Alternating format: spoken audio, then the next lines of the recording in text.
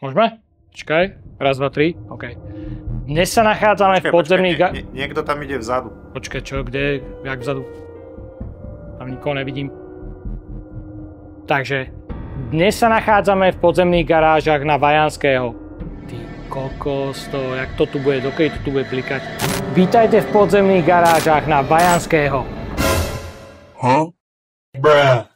Aby parkovanie nepripomínalo scénu z hororu, rozhodli sme sa ísť do komplexnej rekonštrukcie týchto priestorov. Väčšina z vás asi len netuší, že sa tu nachádza viac ako 160 parkovacích miest.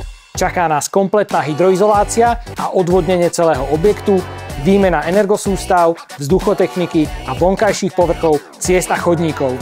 Odstráňa sa aj konštrukcie kojí a celý priestor sa otvorí pre jednoduchšie parkovanie. Realizačná projektová dokumentácia počíta aj s automatickými bránami a kamerovým systémom.